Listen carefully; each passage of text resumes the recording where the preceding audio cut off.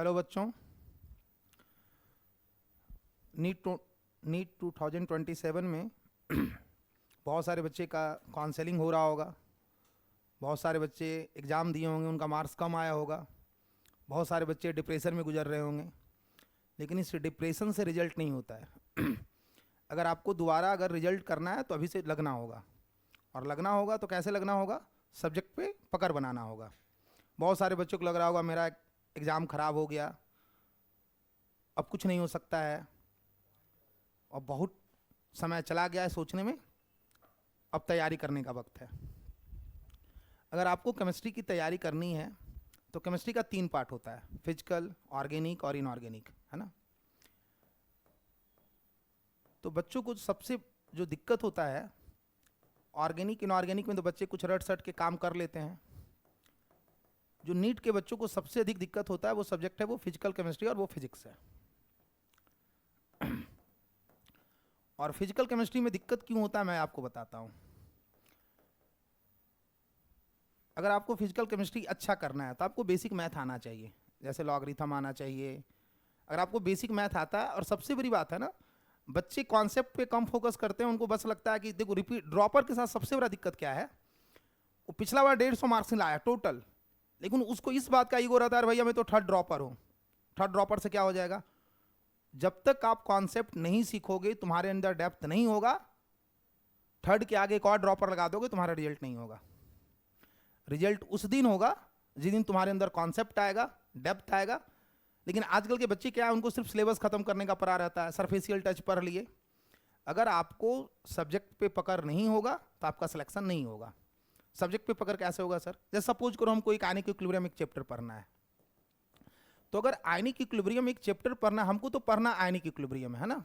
तो ionic equilibrium में suppose करो हमको पढ़ना है बफर सॉल्यूशन। हम आपको एक अगर हम एग्जांपल दें बफर सॉल्यूशन का, अगर हम एग्जांपल दें, जैसे सपोज करो कि तुम अगर बोलता कि एक बफर सॉल्यूशन है 100 millilitre of 0.1 m acetic acid और 50 मिलीलीटर ऑफ 0.1 m का मिक्सचर है। देखो क्यों नहीं फिजिकल केमिस्ट्री में क्वेश्चन बनता है, क्योंकि फिजिकल केमिस्ट्री का क्वेश्चन बनाने का एक सर्टेन डिफिनीशन, सर्टेन फार्मूला नहीं है। ये मिक्सचर बफर भी बना सकता है और मिक्सचर सॉल्ट भी बना सकता है। इस अगर ये बफर बनेगा तो बफर का कॉन्सेप्ट लगेगा, और यही मिक्सचर, सेम मिक्सचर, अगर यही एसिटिक एसिड और NaOH का मिक्सचर आ गया तो सॉल्ट भी बन सकता है। बच्चे रट क्या, इसमें आप ये नहीं रट सकते हो कि एसिटिक एसिड और NaOH का मिक्सचर बफर बनाएगा। आपको कॉन्सेप्ट होना चाहिए कि देखो भाई यहाँ पे एसिटिक एसिड है, अगर इसका मिली इक्विवेलेंट ऑफ एसिटिक एसिड अगर हम 18 मिली इक्विवेलेंट लिए, अगर हम NaOH का मिली इक्विवेलेंट 50 मिली इक्विवेलेंट लिए, तो ये एसिटिक एसिड एसिड है और ये बेस है, ये दोनों के बीच में रिएक्शन होगा, और रिएक्शन कंप्लीट या इनकम्प्लीट होगा? तो रिएक्शन इनकम्प्लीट होगा, क्योंकि दोनों का अगर मिली इक्विवेलेंट अगर इक्वल होता तो रिएक्शन कंप्लीट होता, और रिएक्शन कंप्लीट नहीं है। मतलब ये जो एसिटिक एसिड है, ये जो एसिटिक एसिड है और ये जो NaOH है ना, तो ये जो अपना एसिटिक एसिड है, तो बताओ एसिटिक एसिड का मिली इक्विवेलेंट कितना है? तो सर ये एसिटिक एसिड का मिली इक्विवेलेंट 10 मिली इक्विवेलेंट है। NaOH का मिली इक्विवेलेंट कितना है? तो सर NaOH का मिली इक्विवेलेंट 5 मिली इक्विवेलेंट है। क्या दोनों के मिली इक्विवेलेंट इक्वल है? सर बिल्कुल नहीं है। रिएक्शन कंप्लीट या इनकम्प्लीट होगा? तो रिएक्शन इनकम्प्लीट होगा। तो इनकम्प्लीट में खर्च कौन होगा? तो भाई खर्च वो होगा जो लिमिटिंग होगा। तो यहाँ लिमिटिंग कौन है? तो इसका मिली इक्विवेलेंट कम है, तो लिमिटिंग है, तो ये 5 मिली इक्विवेलेंट NaOH अकेले खर्च नहीं होगा, इसके साथ में एसिड को भी खर्च होना पड़ेगा। तो ये 5 मिली इक्विवेलेंट बेस 5 मिली इक्विवेलेंट एसिड को न्यूट्रलाइज कर दिया, बदले में क्या बनेगा? तो सॉल्ट बनेगा, और क्या बनेगा भाई? तुम्हारा वाटर बनेगा। ये रिएक्शन के बाद बेस नाम का कोई चीज नहीं है, क्या बच गया तुम्हारा? 5 मिली इक्विवेलेंट एसिड और 5 मिली इक्विवेलेंट बेस। आफ्टर रिएक्शन जब हम 10 मिली इक्विवेलेंट एसिटिक एसिड और 5 मिली इक्विवेलेंट NaOH लिए, तो ये 10 मिली इक्विवेलेंट एसिटिक एसिड और 5 मिली इक्विवेलेंट जब NaOH लिए, ये एसिड है, ये बेस है। यहाँ पे बेस का अमाउंट, इसका बेस का मिली इक्विवेलेंट कम है, तो ये लिमिटिंग है, ये कंप्लीटली न्यूट्रलाइज हो गया। तो न्यूट्रलाइज हुआ तो साथ में एसिड भी न्यूट्रलाइज हुआ, और बदले में क्या बना? एसिड और सॉल्ट बना।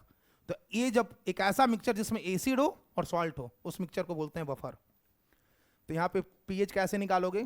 pKa plus log millimole of conjugate base by millimole of weak acid, है ना।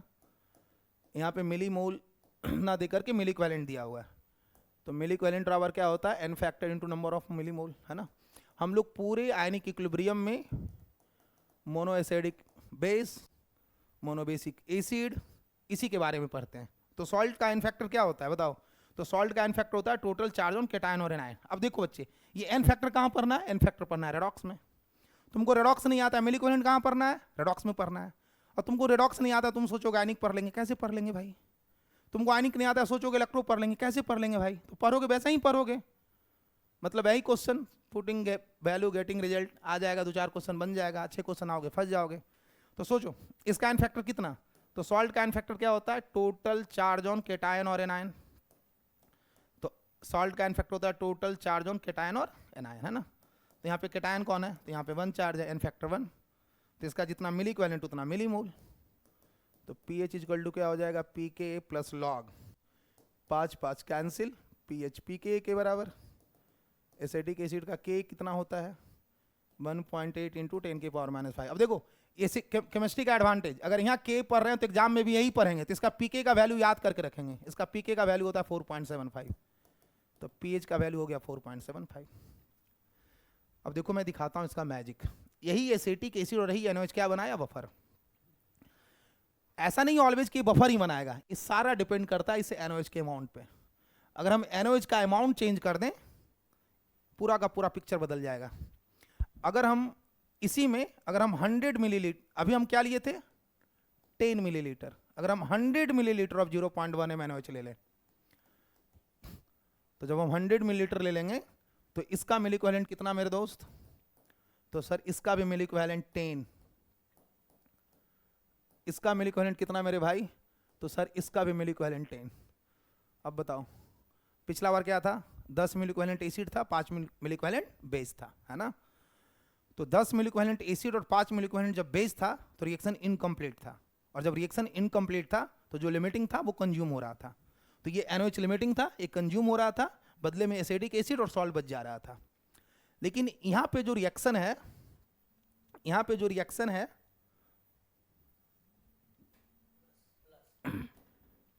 यहाँ पे जो रिएक्शन है, देखो अपन क्या कर रहे हैं,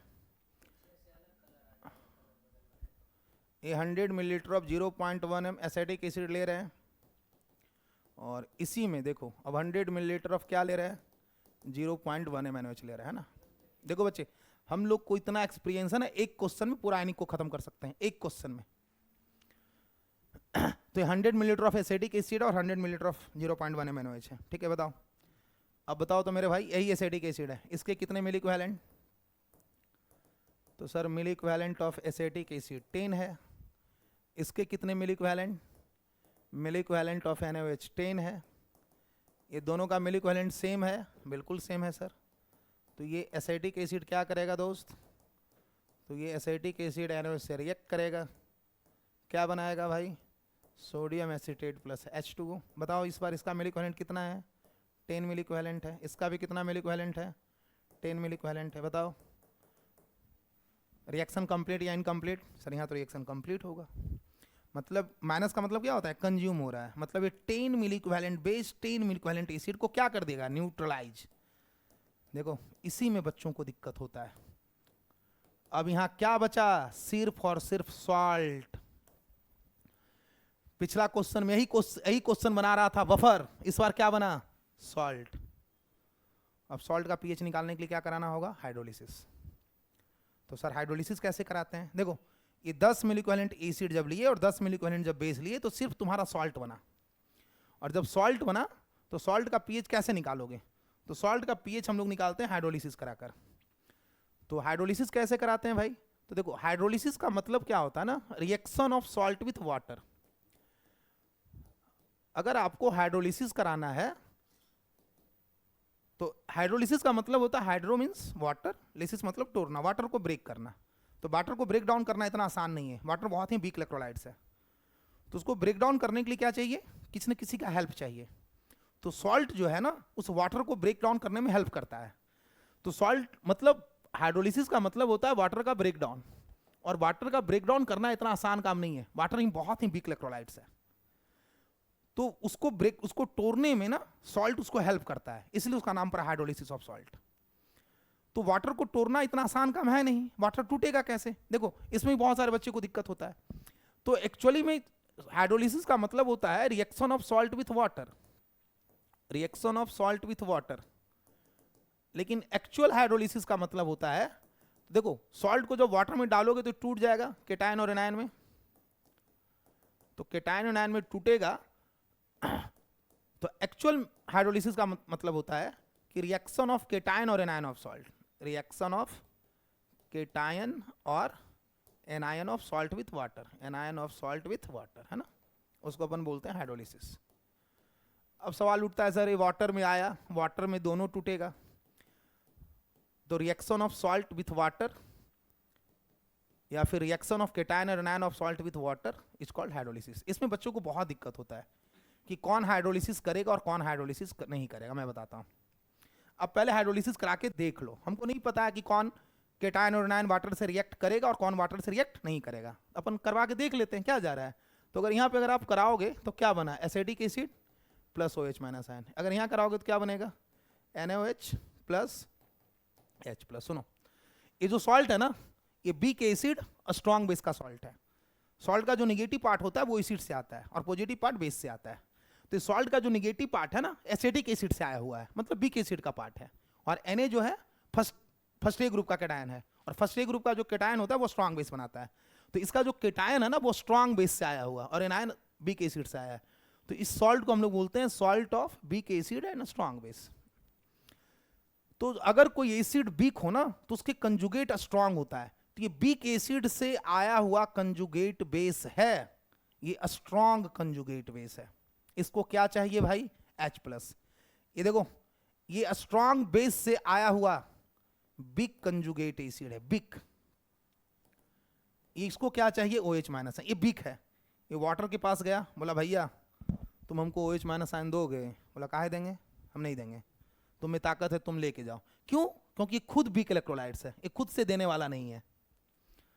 ये ना तो खुद से दे सकता है ना तो इससे जबरदस्ती ये छीन सकता है, क्योंकि एक खुद वीक कंजुगेट बेस है, मतलब इसका हाइड्रोलिसिस नहीं होगा। लेकिन ये वीक एसिड से आया हुआ कंजुगेट बेस है और स्ट्रॉन्ग कंजुगेट बेस है, ये वाटर का H प्लस निकाल लेगा और इसका हाइड्रोलिसिस होगा। मतलब हाइड्रोलिसिस में हम लोग याद रखते हैं कि वो केटायन और एनायन का हाइड्रोलिसिस होता है जो वीक एसिड और वीक बेस से आता है। तो इसका एनायन कहाँ से आ रहा है भाई, तो ये वीक बेस से आ रहा है, तो सर इसका हाइड्रोलिसिस होगा। तो इसका हाइड्रोलिसिस होगा तो ये क्या बनाएगा, तो सर ये acetic acid plus OH minus ion बनाएगा। इसका कॉन्सेंट्रेशन कितना है भाई, तो देखो जो तुम सॉल्ट निकाले हो वो 10 मिलीमोल निकाले हो, और कहाँ 10 मिलीमोल निकला है, या 10 मिली इक्विवेलेंट लिखो, दोनों का इक्वल है। तो क्या लिए थे आप, 100 millilitre of acetic acid and 100 millilitre of 0.1 MnOH, है ना। तो ये टोटल वॉल्यूम कितना, 10। तो पहले आपको क्या करना पड़ेगा, इसका कॉन्सेंट्रेशन निकालना पड़ेगा इस सॉल्ट का मिक्सचर में। तो कॉन्सेंट्रेशन बराबर क्या हो जाएगा, इसका मिली मोल बाई टोटल वॉल्यूम। तो 10/10 1/20, दिस इज 0.05, है ना। इसका जब हाइड्रोलिसिस कराओगे तो इसका हाइड्रोलिसिस कांस्टेंट आता है। देखो मैं बताता हूँ, ट्रिक होता है, ऊपर में KW रखना है बटा K। यहाँ एसिड बन रहा है तो KW का वैल्यू 10 के पावर -14 इंटू 1.8 इंटू 10 के पावर -5। यहाँ से आप क्या निकालोगे, KH। यहाँ पे क्या बना, OH minus ion. OH minus ion का कॉन्सेंट्रेशन क्या होता है, C अल्फा, है ना। ये सब बच्चे मतलब ड्रॉपर के लिए है ना, जिसको कुछ बेसिक आइडिया है ना, हम थोड़ा। तो OH माइनस आयन का कॉन्सेंट्रेशन क्या होता है, C अल्फा, है ना। तो यहाँ से आपका C निकल गया है 0.05। यहाँ से अल्फा बराबर होता है √KH/C। यहाँ से आप अल्फा निकाल लोगे तो अल्फा बराबर होता है √KH का वैल्यू 10 के पावर -W 1.8 इंटू 10 के पावर, अल्फा बराबर क्या हो जाएगा 10 के पावर -9 बटा 1.8, है ना। तो यहाँ से आपका आ जाएगा अल्फा, तो 10 के पावर 1/8 का 1/1.8 होता है, इसका वैल्यू याद रखना ऑलवेज 0.55 होता है। तो इसको अगर आप डिवाइड करोगे तो 0.55 इंटू 10 के पावर -9, है ना। तो यहाँ से OH आ जाएगा, फिर आप क्या निकालोगे, POH minus logarithm of OH minus ion. फिर आपको pH निकालने के लिए क्या करोगे, 14 में से POH को घटा दोगे, है ना। तो देखो हम बताए कि मतलब कैसे कॉन्सेप्ट अगर रहता है तो सेम मिक्सचर बफर भी बना सकता है और सेम मिक्सचर का हाइड्रोलिसिस भी हो सकता है। ठीक है।